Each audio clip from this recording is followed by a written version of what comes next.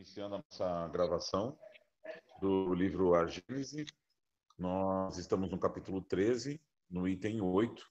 Nós vamos iniciar a leitura aí. Um minutinho que eu vou compartilhar a tela com vocês.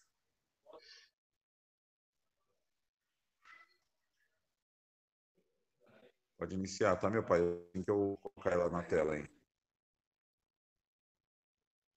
Iniciando, então, a leitura. Estando na natureza, os fenômenos espíritas serão produzidos em todos os tempos. Mas, precisamente porque seu estudo não podia ser feito pelos meios materiais de que dispõe a ciência vulgar, permaneceram muito mais tempo do que outros no domínio do sobrenatural, de onde o Espiritismo agora os retira. Baseado em aparências inexplicáveis, o sobrenatural deixa livre curso à imaginação, que, a vagar pelo desconhecido, gera as crenças supersticiosas.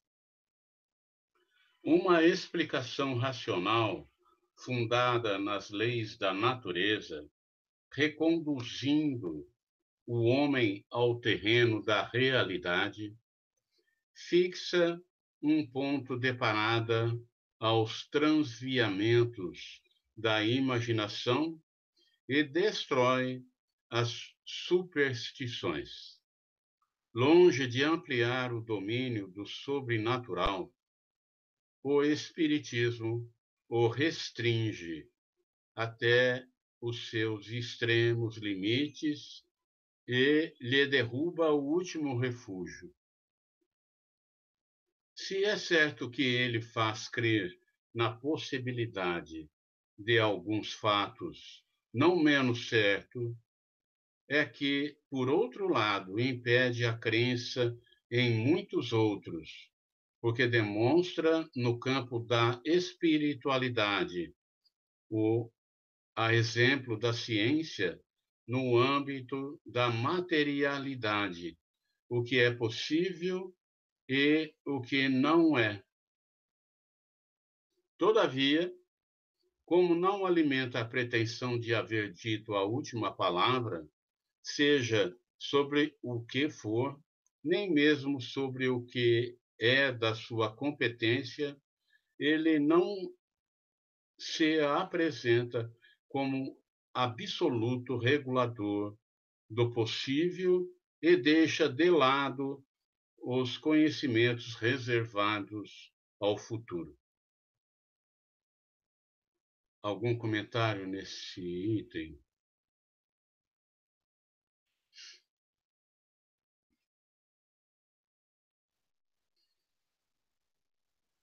Acho só que ele estabelece os parâmetros aí, né, da questão científica e da questão dos descobrimentos, né? Tudo que ele já falou, né?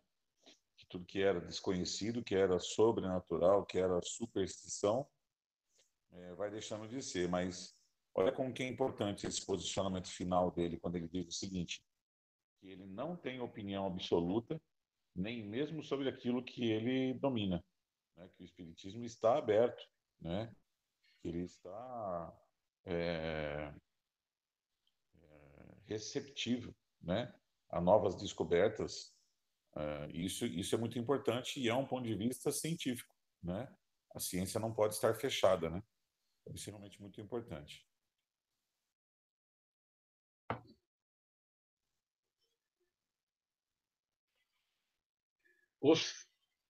Os fenômenos espíritas consistem nos diferentes modos de manifestação da alma ou espírito, seja durante a encarnação, seja no estado de erraticidade. É pelas manifestações que produz que a alma revela sua existência, sua sobrevivência e sua individualidade. Julga-se dela pelos seus efeitos, sendo natural a causa, o efeito também o é. São esses efeitos que constituem objeto especial das pesquisas e do estudo do Espiritismo, a fim de chegar-se a um conhecimento tão completo quanto possível da natureza e dos atributos da alma, como das leis que regem o princípio espiritual. Algum comentário aí? Da minha parte, não. Também não, pode seguir. Para os que negam a existência do princípio espiritual, independente e, por conseguinte, negam a existência da alma individual e sobrevivente, a natureza toda está na matéria tangível. Todos os fenômenos que se referem à espiritualidade são, para esses negadores, sobrenaturais e, portanto, quiméricos. Não admitindo a causa, não podem admitir os efeitos, e quando estes são patentes, eles os atribuem à imaginação, à ilusão, à alucinação, e se negam a aprofundá-los. Daí a opinião preconcebida que os torna inaptos a apreciar judiciosamente o Espiritismo, porque partem do princípio da negação de tudo que não seja material. Eu penso um pouco, a gente é levado quase que como consequência, você vai até um consultório médico e o médico, não sendo espiritualista, ele já logo diz que aquele paciente está tendo alucinação, né? E aí dele remédio, dele uma porção de coisa, e a pessoa leva anos e anos tomando remédio e continua vendo espíritos, continua ouvindo espíritos, vozes, e continua fazendo tratamento sem nenhuma possibilidade de entender que aquilo é mediunidade, né? Alguém gostaria de comentar? Da minha parte, não, meu pai. Também não, pode seguir a leitura.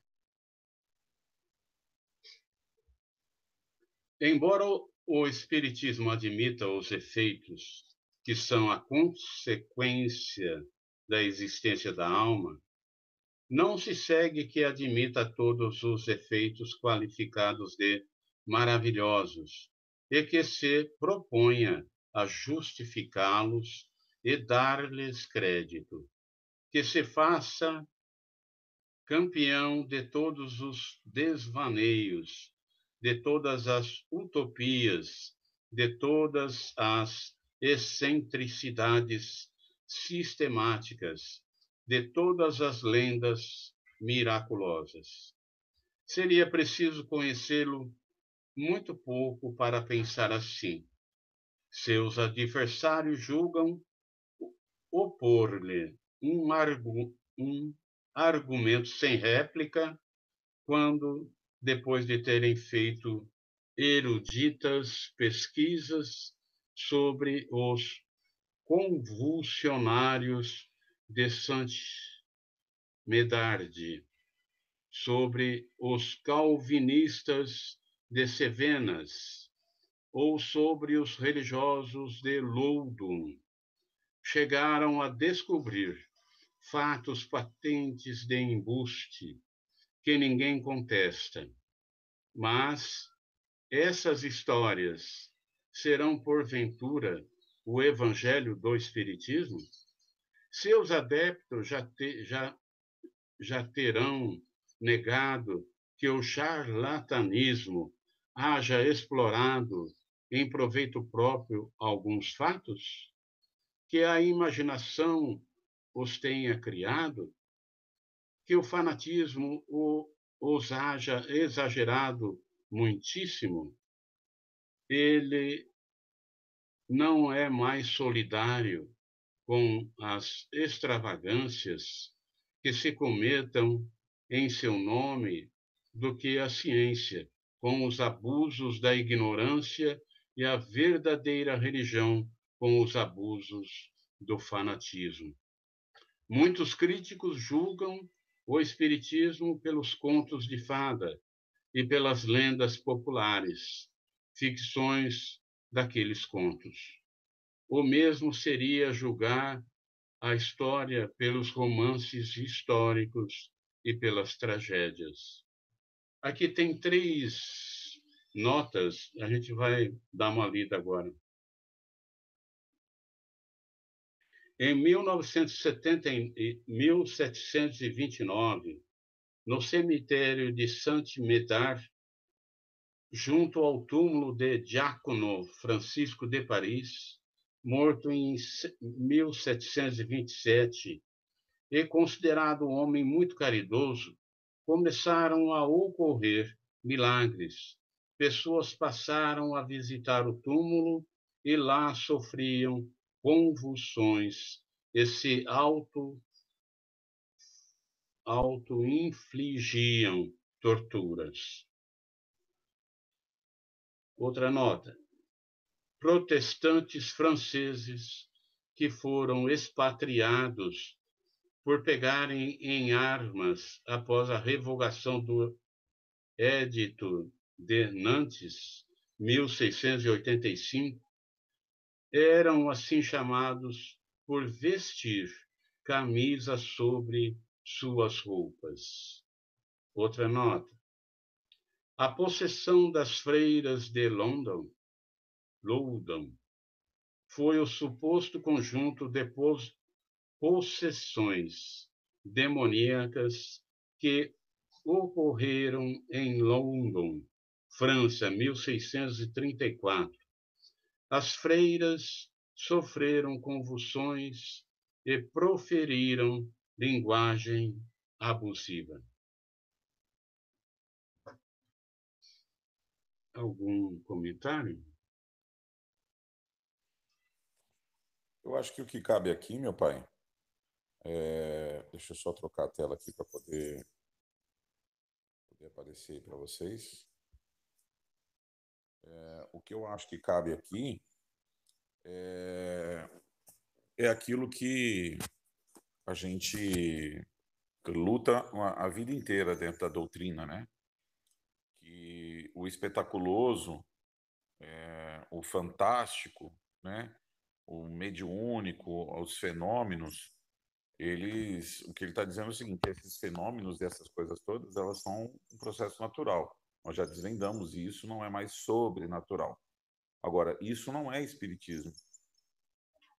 Os processos mediúnicos, as incorporações, no caso que ele está citando das possessões das freiras, isso não é espiritismo. Isso não tem nada a ver com o espiritismo. Isso é um processo natural que existe de interação do mundo espiritual com o mundo físico. E isso aconteceu dentro de um convento, onde as freiras não eram espíritas. Então, nós não podemos trazer isso para o espiritismo. O espiritismo estuda essa relação entre encarnados e desencarnados. Desvenda, descobre, auxilia e esclarece essa relação. Mas isso não é culpa da doutrina espírita, porque nem sequer existia naquela época, né? Está falando de 1600 e pouco, então a doutrina nem existia naquela época e já aconteciam as coisas. Então, a grande questão é que isso, até hoje, nos acompanha. Quando as pessoas vão até as casas espíritas e ficam muito mais atrás do fantasioso. Quem será que eu fui na vida passada? O que será que eu fiz? Ah, eu tive um sonho. O que esse sonho significa? Como se nós fôssemos ledores de sorte, sabe? E o maior problema é que existem, infelizmente, pessoas, trabalhadores, né, ou médiums, que acabam desviando para esse caminho, o que é muito ruim, que alimenta ainda mais essa expectativa e o que tira o foco científico, doutrinário, filosófico e religioso da nossa doutrina. E vai para o espetacular, para o fantasioso, para as mistificações, né? E leva para esse outro lado. E o que eu acho que ele está trazendo para nós é isso: olha, essas, essas coisas todas de interação com o mundo espiritual sempre existiram, existem e vão continuar existindo. E isso não é responsabilidade da doutrina, né? A doutrina estuda, investiga e nos ensina como ter essa relação de uma forma que não seja fantasiosa, né? Sabe que eu fiz um questionamento na casa, assim, para os colegas do estudo, para saber quantos tinham lido a Gênese já, assim, estudado a Gênese como a gente tem feito agora, né, de maneira sistematizada. Poucos são os médiuns trabalhadores das casas espíritas aí, que eu não perguntei só aqui, né? Eu tenho um colega em Brasília que também dirige um centro espírita lá, e poucos são os trabalhadores que estudaram a Gênese, né? Que fala exatamente esse trecho aí que a gente está estudando hoje, sobre mostrar que não que a gente ainda tem, né, os médios de maneira geral, nós temos alguns não digo defeitos, mas eu acho que a falta do estudo permite que isso aconteça, né? O pessoal ali estuda de maneira picada alguns livros, a Gênese é muito difícil, então ninguém gosta de estudar, assim como o Céu e o Inferno, então ficam mais nas obras mais básicas, e aí permitem, né, dão esse caminho aí, como você falou, ao misticismo, né? Então dão ouvidos a uma série de coisas, entram num campo que eu digo que fica muito perigoso ali, né? Muito perigoso ali o fanatismo. Aí você acaba vendo alguns pormenores assim durante os trabalhos que aí quando a gente estuda, né? Quando você começa a estudar e começa a reunir um grupo que estuda determinado assunto, a gente consegue pensar dentro de um trabalho um case de você ver assim, isso aqui é um problema, né? E você traz para orientar. Fala sobre a leitura, fala sobre esse tipo de tema aqui, ó. Doutrina espírita, ela não é isso, não é assim o fenômeno. A doutrina espírita é o estudo sobre, né? Nós trabalhamos com isso, sabemos dessa interação e nós estudamos a interação, mas não é só o fenômeno. E hoje eu vejo, infelizmente, ainda muitos médiums atrelados ao fenômeno, muito mais ao fenômeno do que à doutrina propriamente dita, né? É tão importante as palestras, um estudo do evangelho como tem aí, como tem aqui também, e botar isso em prática, né, do que você ficar pensando no fenômeno, na incorporação, naquilo que precisa. Então ainda falta um pouco do estudo, principalmente desses capítulos da Gênese, porque eles batem, né, muito forte nas pessoas, assim, de certa maneira, e aí o pessoal não vai, né, porque aquilo que desafia é mais fácil você deixar de lado. Então, é uma pena, mas ainda existem médiuns que estão muito mais pelo fenômeno do que pela causa, de maneira geral, né? É só isso aí, pessoal.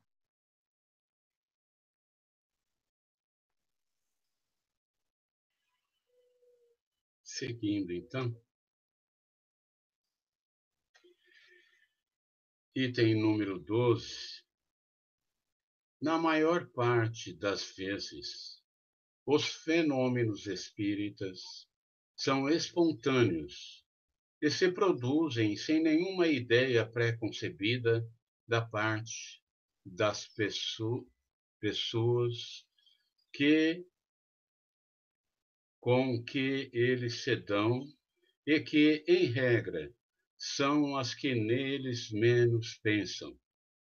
Existem alguns que, em certas circunstâncias, podem ser provocados pelos agentes denominados médiums, No primeiro caso, o médium é inconsciente do que se produz por seu intermédio. No segundo, age com conhecimento de causa, de que resulta a classificação de médiuns conscientes e médiuns inconscientes. Estes últimos são os mais numerosos e se encontram com frequência entre os mais obstinados incrédulos que, assim, praticam o Espiritismo sem o saberem, nem quererem. Por isso mesmo, os fenômenos espontâneos têm capital importância, visto não se poder suspeitar da boa-fé dos que os obtêm. Dá-se aqui o que se dá com o sonambulismo, que em certos indivíduos é natural e involuntário, enquanto em outros é provocado pela ação magnética. Quer esses fenômenos resultem ou não de um ato da vontade, a causa primeira é exatamente a mesma e em nada se afasta das leis naturais. Os médiuns, portanto, não produzem coisa alguma de sobrenatural. Por conseguinte, não fazem nenhum milagre.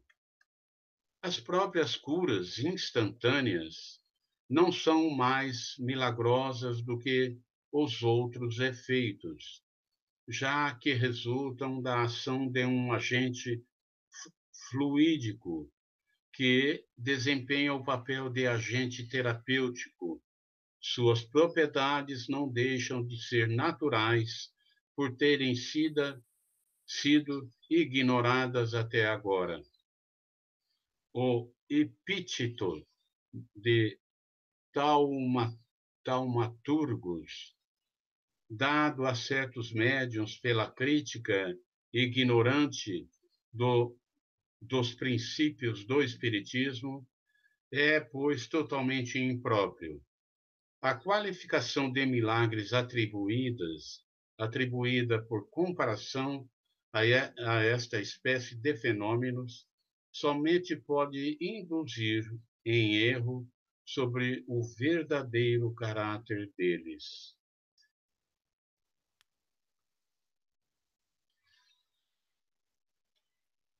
É importante aqui ressaltar que o título do capítulo são os milagres, né? A explicação dos milagres. E aí, por isso, que ele vem abordando e falando que os efeitos, a manifestação, os fenômenos, eles nada têm de milagres, eles nada têm de sobrenatural, eles nada têm de esdrúxulo, e que nem deve ser considerado o espiritismo o próprio milagre. Por isso ele faz todo esse reforço, né? Não tem nada de milagroso. São coisas naturais que fazem parte. E ali veja uma observação que eu queria fazer, né? Ele fala na época dele que os inconscientes, os médios inconscientes, que não tinham noção do que estavam fazendo, muitas vezes eram os que eram contrários à própria doutrina. Quer dizer, o cara já é um cético, o cara ele já não acredita e ele tem uma mediunidade inconsciente quando ele vê o fenômeno acontece com ele, né? E como ele pode explicar aquilo, né? Por outro lado, ele cita que esses eram em maior número. Veja como existe uma evolução nesse sentido, porque hoje os médiums inconscientes, eles são absolutamente em menor número, né? Hoje os conscientes são um número muito maior, devido à evolução da própria doutrina, à evolução da própria mediunidade, à evolução dos próprios seres que estão vindo, né, e estão tendo essas experiências. E quanto mais consciente for, menos o caráter de milagroso ou de conto de fadas, como ele coloca ali em cima, né? porque a pessoa vai ter consciência, vai perceber a presença, vai ver o espírito chegando, cada vez mais clara evidência, cada vez mais essa interação vai ser possível, né, devido às condições que a gente vai conquistando. E esse caráter místico que muitas vezes é atribuído e que atrapalha a doutrina, atrapalha, porque o místico ele está muito relacionado também ao ego, né? Então, todo médium que mistifica, todo médium que quer tornar aquilo que ele executa ou aquele fenômeno que acontece com ele algo mais fantasioso, isso atua diretamente no ego dele, no orgulho dele, faz com que ele se coloque numa posição de privilegiado, de dom divino, de alguma coisa nesse sentido, o que vai atrapalhar muito a sua vida, a sua mediunidade, e o que atrapalha a própria doutrina nesse sentido, né?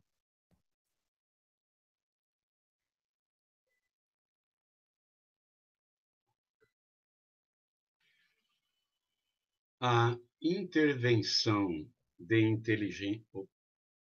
a intervenção de inteligências ocultas nos fenômenos espíritas não os torna mais milagrosos do que todos os outros fenômenos devido a agentes invisíveis, porque esses seres ocultos que povoam os espaços são uma das forças da natureza, força cuja ação é incessante sobre o mundo material, tanto quanto sobre o mundo moral. Esclarecendo-nos acerca dessa força, o Espiritismo nos dá a solução de uma imensidade de coisas inexplicadas e inexplicáveis por qualquer outro meio e que, em tempos recuados, passaram por prodígios.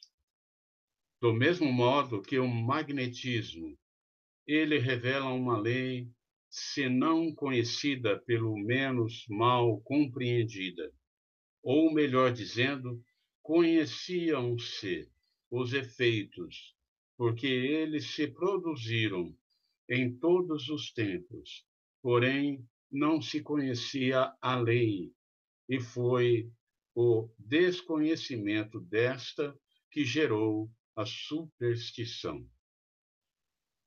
Conhecida essa lei, desaparece o maravilhoso, e os fenômenos entram na ordem das coisas naturais.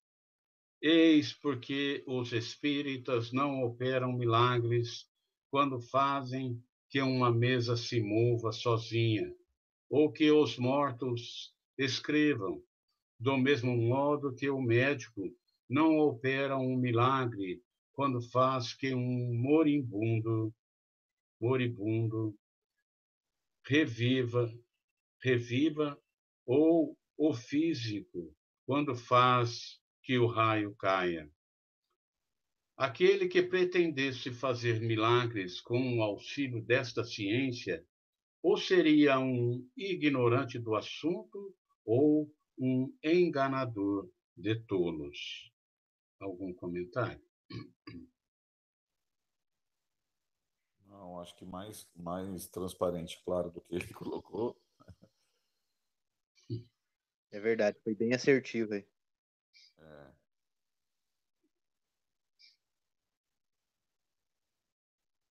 Considerando-se que o Espiritismo repudia toda a pretensão às coisas miraculosas, fora de sua esfera haverá milagres, na acepção usual desta palavra, digamos primeiramente que, entre os fatos reputados milagrosos, ocorridos antes do advento do Espiritismo, e que ainda ocorrem no presente, a maior parte, se não todos, encontram explicações nas novas leis que ele veio revelar. Esses fatos, portanto, se compreendem embora sob outro nome, na ordem dos fenômenos espíritas, e como tais nada têm de sobrenatural. Fique, porém, bem entendido que só nos referimos aos fenômenos autênticos e não aos que, com a denominação de milagres, são produto de uma indigna charlatanice com vistas a explorar a credulidade. Tampouco nos referimos a certos fatos lendários que podem ter sido originalmente um fundo de verdade, mas que a superstição ampliou até o absurdo. É sobre esses fatos que o Espiritismo vem projetar luz, fazendo meios de separar a verdade do erro.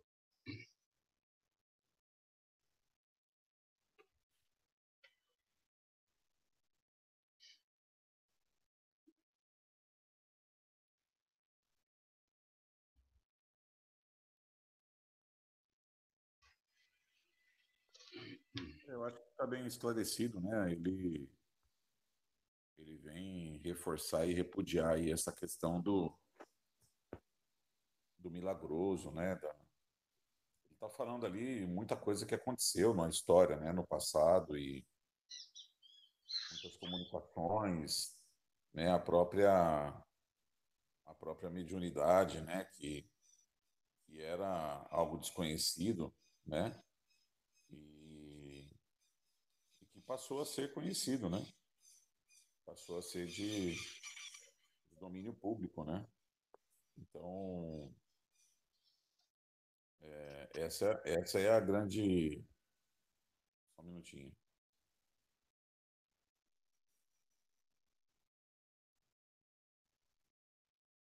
Essa é a grande interpretação das coisas, né? Porque quando ele coloca ali esse repúdio em relação ao sobrenatural, porque não existiam as leis que explicavam. Era sobrenatural porque ninguém compreendia, né? Ninguém sabia, e aí caía no imaginário das pessoas, e aí é uma zona extremamente produtiva de possibilidades, né? A gente pode inventar conceitos sobre aquilo que a gente não domina, sobre aquilo que a gente não conhece. Com a chegada da doutrina espírita, o que ele vem dizer é que a maior parte desses efeitos, e aí ele faz um parênteses, daquilo que efetivamente é um efeito espiritual, porque existe muita charlatanice, né? Do que ele está falando? Ele está falando que ele foi um grande investigador desses fenômenos, como cientista e como alguém que iria, né, estruturar toda a questão do espiritismo. Então, ele foi a muitas reuniões, num primeiro momento, verificando se não existia ali algum tipo de charlatanismo, de invenções sobre a comunicação dos espíritos. E com certeza absoluta encontrou. E em muitos casos, ele encontrou coisas produzidas, coisas inventadas. No entanto, o que nos traz aqui hoje, esse debate, essa discussão sobre uma obra como essa, com esse tipo de conteúdo que foi transmitida e passada pela espiritualidade, isso não é obra de charlatanismo, né? Olha a produção, olha o conteúdo dessa obra que a gente está estudando até aqui. Então, isso foi através da comunicação real com os espíritos. E dessa comunicação real surgiu a explicação de todas as leis que regem esse mundo espiritual. E tudo aquilo que era fantasioso passou a ter uma possibilidade de explicação e de entendimento pelas leis que regem esse universo que para nós era desconhecido. Então, isso não tem nada de milagre, né? Isso não tem nada de extraordinário. Pelo contrário, o extraordinário é fora da ordem, né? E isso está dentro da ordem. Só não era conhecido, né? Então, ele reforça muito isso para que a gente não tenha essa relação, de novo, de milagre, de fantasia e de mistificação dentro da nossa doutrina.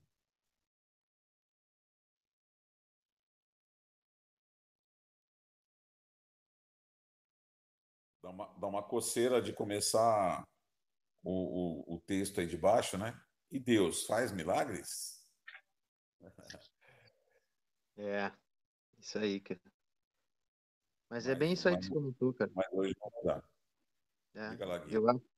não, eu acho que é bem isso que você comentou, cara. Tá bem explicado ali. Essa questão do que a doutrina veio para desmistificar muita coisa, né? Para mostrar que não existe um misticismo ou que no passado foi feito muito charlatanismo, isso vem ser esclarecido com as obras espíritas de maneira geral, né? Vou contar de maneira bem breve aqui o relato de um amigo meu aqui de Curitiba, que eu conheço desde o tempo da escola. Eles são de família protestante, né? Então, por serem de famílias protestantes, eles não acreditam assim, né? Como a gente crê em espírito, em uma série de coisas. E não só por isso, mas sempre foi uma pessoa com a cabeça mais aberta, a gente sempre dialogou sobre as coisas e ele sempre falou para mim que ele achava, não criticando, mas ele falou, cara, eu acho que o espírita muitas vezes é muita fantasia. Ele falou, já frequentei alguns centros e depois da vida adulta, assim, meio que a religião protestante dele não chamava mais atenção, sabe? E ele ficava numa sinuca de bico. Então, ele se dizia agnóstico até aquele momento, né? E aí, tinha uma vez ele indo para Santa Catarina, de moto, e sabe ali a entrada de Barra Velha, Ricardo, onde tem aquela pista que tem tipo um viaduto ali que dá uma decolada? Ele vindo de moto ali, e ele sentiu que a moto chacoalhou e ele se perdeu com a moto. E quando ele viu que ele ia cair, ele disse que ele pensou numa coisa só. Ele falou assim: Meu Deus do céu. E aí ele sentiu como se uma mão gigante tivesse agarrado ele pelas costas, assim. Tinha abracado o corpo dele, assim, de um jeito. E ele viu em câmera lenta a moto caindo e ele, né? Ele falou: O meu corpo caindo. Assim, mas em câmera lentíssima, assim, o troço caindo, a moto caindo e eu me estabacando, vendo o meu corpo se estabacar enquanto eu estava flutuando no espaço, assim, naquele espaço ali. E ele disse que enquanto ele estava flutuando, ele pôde observar que o avô dele, que já tinha falecido, chegava perto dele, botava a mão nele e falava assim: Meu neto, tudo que você está fazendo, essa irresponsabilidade que você está fazendo com essa velocidade nessa estrada, vai te causar certas dores e certas aflições agora. Então isso vai servir para você botar um pouco a mão na consciência, assim, né? Aí diz que ele olhou pro vô dele assim e falou: Mas por que eu tô aqui conversando com você se eu sei que você morreu? Aí o vô dele falava assim: A gente não morre, né? O nosso espírito continua vivo. Aí, aí ele falou assim: Mas vô, tudo que nós estudamos, a religião que a gente tinha, demonstrava de outra maneira. Ele falou assim: Mas toda religião é falha, né? Cada um vai ter a sua crença, mas todas as religiões são falhas porque elas são feitas pelos homens. O que manda é Deus. A gente tem que saber que Deus é único, é onipotente, ele é o ser criador e ele possibilita que esse tipo de encontro aconteça. E ele, tipo, enquanto caía, ele escutava a moto caindo, assim, como se fosse a moto batendo, caindo, ele arrastando, mas ele foi como se fosse dentro, debaixo d'água, assim, uma coisa que foi se afastando, assim. E que ele ficou conversando com o vô dele uns 15 minutos, assim, que ele saiba, ele mais ou menos, falou que ele acha que foi uns 15 minutos. E aí o vô dele olha para ele e fala assim: Só que agora você precisa voltar. Eu precisei trazer você aqui para você ver que não existe nada de sobrenatural nisso que está acontecendo. Isso é um processo natural que todo ser humano passa. Mas com o tempo você vai entender. O teu momento agora era só para te chamar para essa realidade aqui e você acreditar em algo e ter um pouco mais de responsabilidade nas coisas. E aí diz que ele abre o olho, ele tá caído com a moto no asfalto, já tem um pessoal em cima, o pessoal da ambulância em cima, assim. Ele acorda, assim, se machucou, né? Com certeza. Ficou um tempo no hospital e depois veio contar para mim o que tinha acontecido, né? Aí ele falou assim, cara, olha, eu nunca estudei a doutrina espírita por conta de outras crenças e tudo. e sempre porque eu achei que era meio charlatanismo que acontecia, o que falavam dos espíritos desencarnados que vinham conversar com a gente. Ele falou, cara, agora o meu vô veio me conversar comigo na estrada. Enquanto eu estava caindo de moto, eu conversava com ele. Para mim foi uma coisa muito estranha. E pediu alguns livros para ler, né? Se eu indicava alguma coisa, e ele tá lendo algumas coisas. E hoje ele fala para mim assim que hoje ele consegue compreender que não existe, se bem feitinho, se bem trabalhado, não existe aquilo que ele pensava.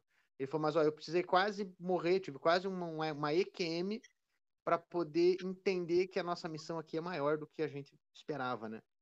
Então, vai de encontro aí o que a gente está estudando hoje, né? De que a doutrina espírita não vem, ela vem quebrar um pouco esse fanatismo e esse misticismo, né? Que o pessoal tem ali desses milagres terrenos, né? Então, é mais ou menos nessa linha que eu queria deixar esse relato final ali. Que quando ele me contou, eu achei fascinante o jeito que ele me contou, assim, ele falou, cara, eu vi o vô, cara, a gente passou por uma troca de ideia e ele falou, é preciso que você passe por isso para você entender que não tem nada de sobrenatural, que isso aqui é um processo natural que todo mundo vai passar. E a doutrina já fala isso há muito tempo, né? Então é isso, pessoal, era só esse relato final aí para não me estender demais. Muito legal.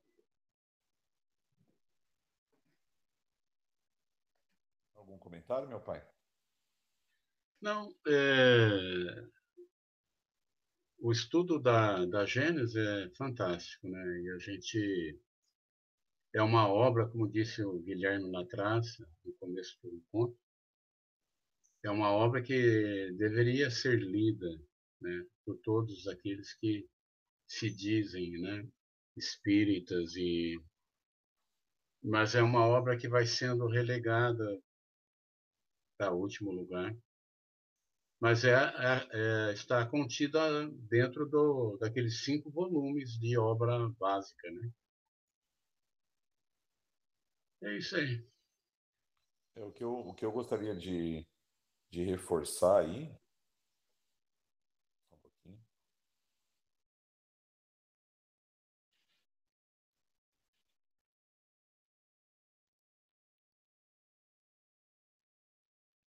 O que eu gostaria de reforçar aí é a importância da gente manter a doutrina ilibada, né?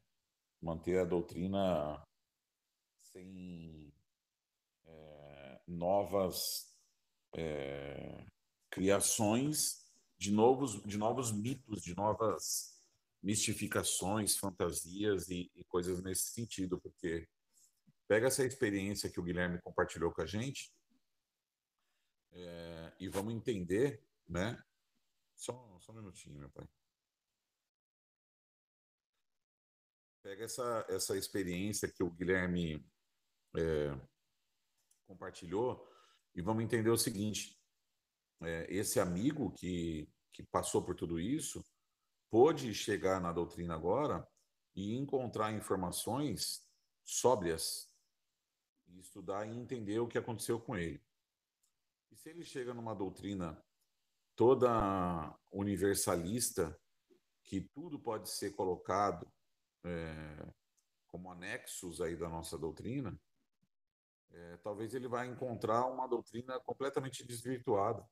Como ele falou, nenhuma religião é perfeita, né? Todas elas têm falhas.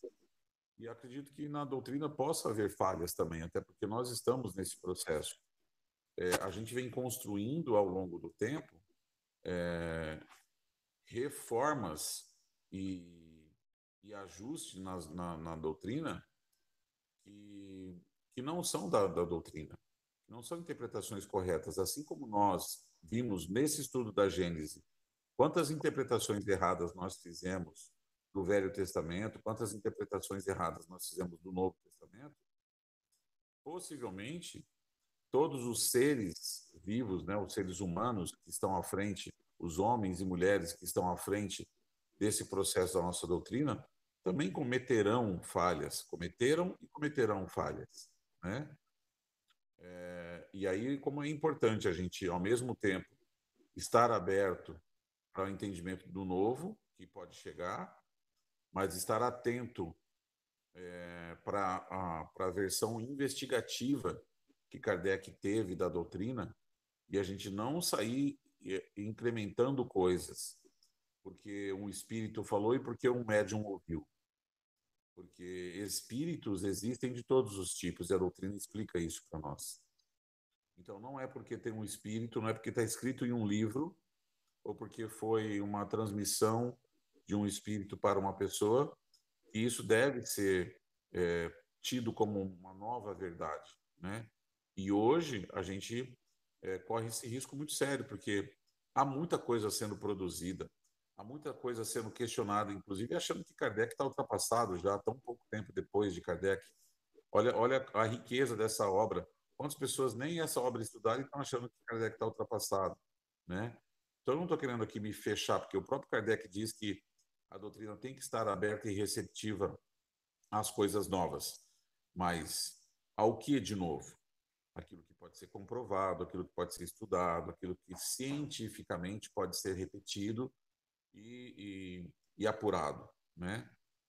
E aí não há invencionismos, né, dos seres daqui. Então, quando me perguntam, por exemplo, sobre algumas outras linhas doutrinárias, sobre algumas coisas que existem, né, outras formas de trabalho, eu sempre defendo o seguinte, né?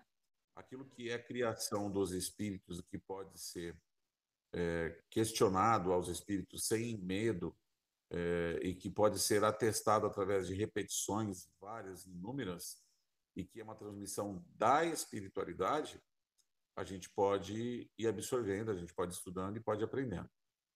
Agora, aquilo que é invencionismos dos homens, dos encarnados, dos médiums, isso precisa ser colocado à parte. Isso não faz parte da nossa doutrina e isso é fantasia, né? E a fantasia ela não pode ser tomada como realidade. Então precisa sim desse filtro para que daqui a pouco a gente não esteja aí fazendo falas e estudos em cima de coisas que não tem absolutamente nada a ver com aquilo que Kardec veio trazer para nós, né?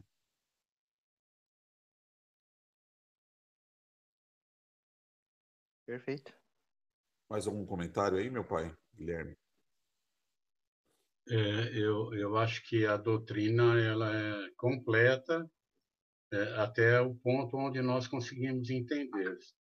Certamente a espiritualidade vai trazer no futuro coisas que serão colocadas como adicionais, né? Mas que tudo isso tenha filtro, análise bem criteriosa, né? E não colocar na doutrina hoje práticas que a gente sabe que não é da doutrina espírita. Ao mesmo tempo, eu vejo também que um estudo desse, como outros, dos outros livros da doutrina, obra básica, a, a revista espírita, né? Que há também frequentadores de casa espírita com uma mente muito ortodoxa, muito radical, né? Impedindo até que a gente ouve casos da manifestação de pretos velhos na casa espírita. Ora, é a casa dele, é espírito, como não se manifestar, né? E são grandes trabalhadores, né? Então, fica os dois lados, né? O invencionismo e o radicalismo, né? É isso aí. É isso aí, turma. É o nosso próximo encontro. Vamos falar se Deus faz ou não milagres.